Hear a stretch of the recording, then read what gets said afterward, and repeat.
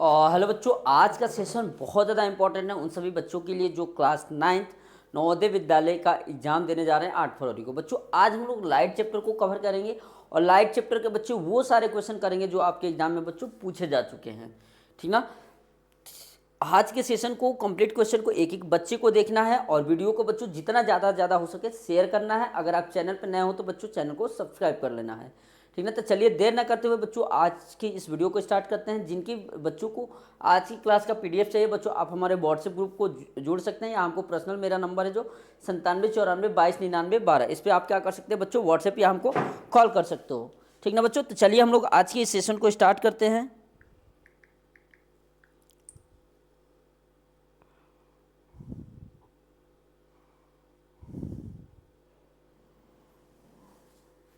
ठीक ना। अब देखो आपके सामने बच्चों जो हमारे पास जो पहला क्वेश्चन है ये वर्ष 2010 में पूछा गया है नवोदय विद्यालय एग्जाम में।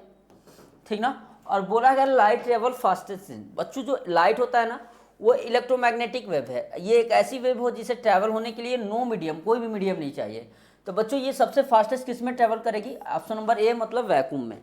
किस में? ऑप्शन नंबर ए मतलब वैक्यूम में सबसे ज़्यादा फास्टेस्ट ट्रैवल करेगी। ठीक ना। आगे बढ़ते हैं हम लोग क्वेश्चन नंबर सेकेंड पे। क्वेश्चन नंबर सेकेंड में बच्चों देखो बोला in the given figure angle of reflection. बच्चों ये हमारा कितना दिया है? 40 डिग्री। तो बच्चों ये हमारा जो सीधे एक लाइन बढ़ती है इसे नॉर्मल कहते हो या परपेंडिकुलर कहते हो? तो इंसिडेंस एंगल कितना हो जाएगा? ये टोटल 90 होगा। 90 में से 40 घटाओगे बच्चों कितना हो जाएगा? 50 डिग्री। और ये बच्चों एंगल ऑफ रिफ्लेक्शन क्या होता है? नॉर्मल से लेकर जो रिफ्लेक्टेड रे के बीच का एंगल होता है उसे आप लोग क्या कहते हो? Angle of reflection. तो जो लॉ ऑफ रिफ्लेक्शन क्या कहता है कि जितना एंगल ऑफ इंसिडेंस होगा उतना एंगल ऑफ रिफ्लेक्शन होगा। अगर ये 50 है तो ये भी कितना होगा बच्चों? 50 डिग्री होगा। मतलब ऑप्शन नंबर क्या लगाओगे? बी। क्या लगा दोगे? Right answer option number B. ठीक, बढ़ते हैं क्वेश्चन नंबर थर्ड पे। ये आपका वर्ष 2017 में पूछा गया सवाल है। बोला in the figure angle of incidence आपसे पूछा गया है। क्या पूछा गया बच्चों? Angle of incidence. देखो यहाँ पे सिंपल सा ये इंसिडेंस रे है और ये रिफ्लेक्टेड रे, इन दोनों के बीचों बीच हमारा क्या जा रहा होगा बच्चों? नॉर्मल। और नॉर्मल एंगल ऑफ इंसिडेंस है, एंगल ऑफ रिफ्लेक्शन दोनों बराबर होते हैं। अगर ये एक्स है तो ये भी कितना होगा बच्चों? एक्स। तो एक्स प्लस एक्स, इन दोनों का सम कितना दिया है? 60 degree. X x 2x equal to 60। X की वैल्यू कितनी होगी? 60 अपन में 2 कट के कितना हो जाएगा बच्चों? 30 डिग्री। कितना हो जाएगा? 30। तो एंगल ऑफ इंसिडेंस कितना हो जाएगा? 30 डिग्री। ऑप्शन नंबर ए। कितना हो जाएगा? ऑप्शन नंबर ए। ठीक ना। क्या हो जाएगा? ऑप्शन नंबर ए। ठीक। अब देखो अगला क्वेश्चन हम लोग देखेंगे। क्वेश्चन नंबर 4 ये वर्ष 2016 में पूछा गया सवाल है। इसमें बोला है choose the correct answer angle of reflection is equal to the angle of incidence always. Option number क्या लगाओगे? ए। ये बच्चों लॉ ऑफ रिफ्लेक्शन ही कहता है कि अगर हमारा सरफेस क्या प्लेन सरफेस है, ठीक ना, रेगुलर सरफेस से अगर हम लोग इंसिडेंस से डालेंगे तो जितना जो एंगल ऑफ इंसिडेंस होगा इट मस्ट भी वो क्या होगा बच्चों? एंगल ऑफ रिफ्लेक्शन के बराबर होगा। तो आप लोग क्या लगाओगे बच्चों? ये हमेशा की बात है। क्वेश्चन नंबर 4 हो गया। क्वेश्चन नंबर 5 देखो बच्चा a light bulb is place between the two plane mirror incline at a angle of 60 डिग्री। तो दो प्लेन एंगल बच्चों, प्लेन मिरर दिए गए हैं, इन दोनों के बीच का एंगल कितना है प्यारे बच्चों? 60 डिग्री है। कितना है? 60 डिग्री है। कितना है? 60 डिग्री। यहाँ पे एक बल्ब दिया गया है तो बताना है कि इसका बच्चों हमारे पास इसका कितनी इमेज बनेगी। आपको पता है बच्चों नंबर ऑफ इमेज का फार्मूला आप लोग याद रखिएगा, होता है बच्चों 360 अपन में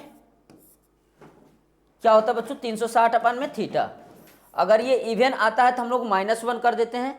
अगर ये इवन होगा, अगर इवन होगा तो -1 इमेज बनेगी, ऑड होगा तो सेम बनेगी। अब देखो 360 अपन में 60 कटाओगे बच्चों कितनी बार में कटेगा? 6। 6 इवन नंबर है ना, तो इमेज 6 नहीं बनेगी, -1 करके बताओगे इमेज कितनी बनेगी?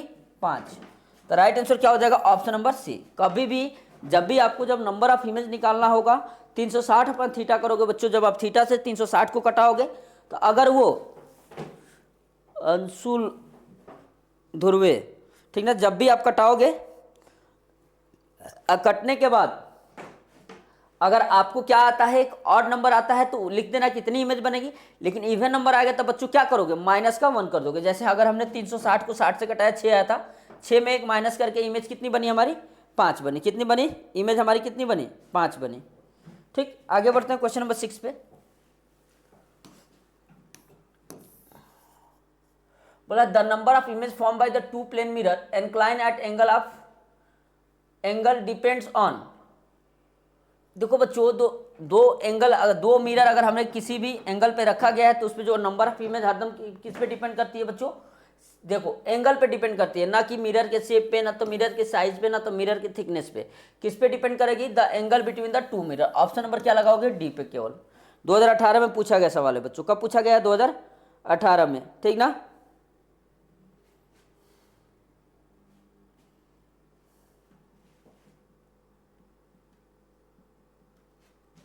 चलो आगे बढ़ते हैं। इसमें बोला when light travels from one medium to another medium it bends from its path, this phenomena. बच्चों जब भी हमारी ट्रांसपेरेंट मीडियम में जब लाइट जाती है तो वन मीडियम से जब दूसरे मीडियम में जाएगी बच्चों, तो वो क्या होती है, या तो नॉर्मल की तरफ बेंड होगी या नॉर्मल से अवे चली जाएगी। तो इसको हम लोग क्या कहते हैं बच्चों, रिफ्रैक्शन कहते हैं। क्या कहते हैं, रिफ्रैक्शन ऑफ लाइट। क्या कहते हैं, रिफ्रैक्शन ऑफ लाइट।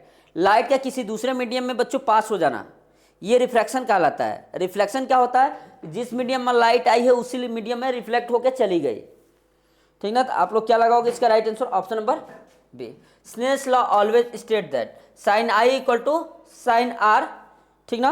और दूसरा दिया है i equal to angle i, angle i equal to angle r, sine i upon sine r equal to constant, none of this, ठीक ना बच्चों। तो स्नेल लॉ तुम्हारे क्या बताता है, स्नेल लॉ यही कहता है बच्चों, sine i upon sine r always क्या होता है बच्चों, इनका रेशियो, माने angle of sine angle of incidence upon sine angle of reflection, इसका रेशियो हरदम क्या रहता है बच्चों, कांस्टेंट रहता है, कभी वैल्यू चेंज नहीं होती है, ठीक ना। तो ऑप्शन नंबर क्या लगाओगे, C. Mirror is an example of, कैसा है, रिफ्लेक्शन का एग्जांपल है, रिफ्लेक्शन का एग्जांपल है, डिफ्रेक्शन का है, डी। बहुत ज़्यादा इंपॉर्टेंट है, 2010 में पूछा गया है।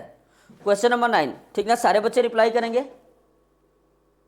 ठीक ना। किसका एग्जाम्पल है, ठीक ना बच्चों, ये रिफ्रैक्शन का एग्जांपल है। क्या बच्चों, रिफ्रैक्ट। आप देखते हो गर्मी के मौसम में हम लोग अगर बहुत दूर सड़क पे देखते हैं तो ऐसा लगता है कि वहाँ पानी चमक रहा है, ठीक ना, उसी को मिराज कहा जाता है। ये किसकी कारण से होता है बच्चों, रिफ्रैक्शन की वजह से होता है, मतलब ऑप्शन नंबर सी।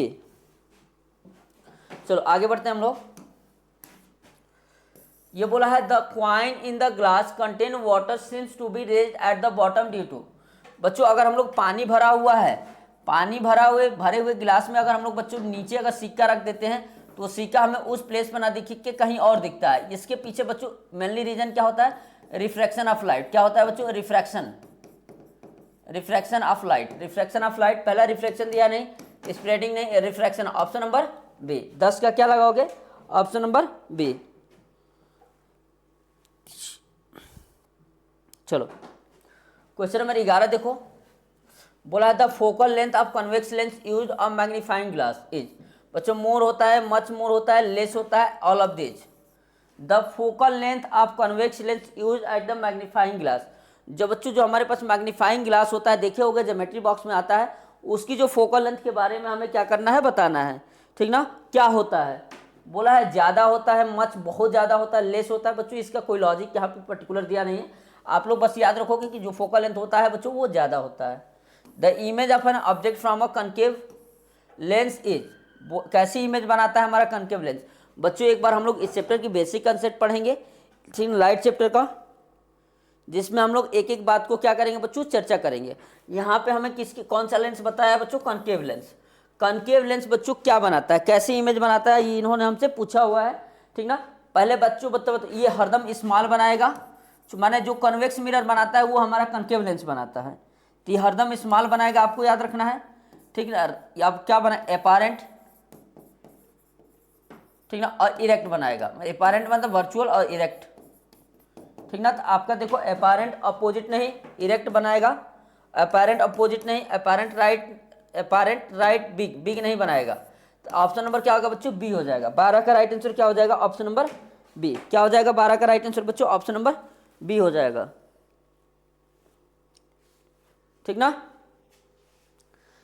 13 का देखो क्या दिया है, the focus of concave lens is, ठीक ना। रियल पॉइंट होता है, इनफाइनाइट होता है, वर्चुअल पॉइंट होता है, डी। ऑप्शन नंबर डी दिया है, नॉन ऑफ दिस। तो 13 का क्या लगाएंगे सारे बच्चे,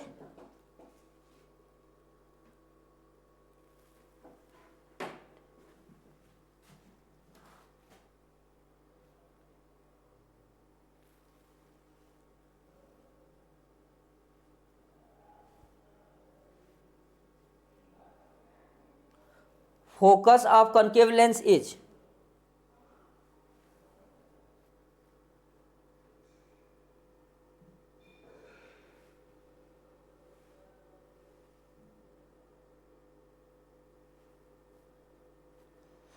बच्चों इसमें से रियल पॉइंट नहीं होगा, वर्चुअल भी नहीं होगा, इनफाइनाइट भी नहीं होगा। आप लोग क्या लगाओगे? नन ऑफ देज। चलो नेक्स्ट क्वेश्चन करेंगे हम लोग। When the white light is pass through the prism, ठीक ना बच्चों, जो हम लोग व्हाइट लाइट जब हमारी प्रिज्म में पड़ती है तो वो 7 कलर में क्या हो जाती है? स्पिल्ट हो जाती है, बढ़ जाती है, जिसे हम लोग क्या कहते हैं? डिस्पर्जन ऑफ लाइट कहते हैं। क्या कहते हैं? Dispersion of light. वो 7 कलर क्या होते हैं बच्चों? आप जानते हो क्या बनता है? VIBGYOR. क्या बनता है? VIBGYOR। बोला है the ray which will have minimum deviation. सबसे कम डेविएशन किसका होता है बच्चों? रेड का होता है। तो राइट आंसर क्या लगाओगे? ऑप्शन नंबर सी, ठीक है। सबसे कम डेविएशन किसका होता है? रेड का होता है। किसका होता है? रेड का होता है। किसका होता है बच्चों सबसे कम डेविएशन? रेड का होता है, ठीक ना। The refractive index of glass is maximum for, refractive index सबसे ज्यादा किसका होगा? येलो का होगा, रेड कलर का होगा, ग्रीन कलर का होगा, वायलेट कलर का होगा।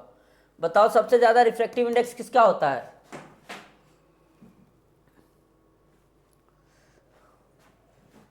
बच्चों सबसे ज्यादा जो रिफ्रैक्टिव इंडेक्स होता है रेड कलर का होता है। बोला which of the following has the maximum refractive index? Diamond, glass, water, air. तो क्या होगा बच्चों? डायमंड का होगा। 16 में क्या हो जाएगा बच्चों? डायमंड का सबसे ज्यादा रिफ्रैक्टिव इंडेक्स होता है, ठीक ना। देखते हो ना डायमंड कितना चमकीला होता है। 17 नंबर दिया है the example of spectrum. Rainbow बिल्कुल सही है। Coloured disc, coloured box, dress of many colour, नहीं, rainbow. The example of spectrum बिल्कुल है।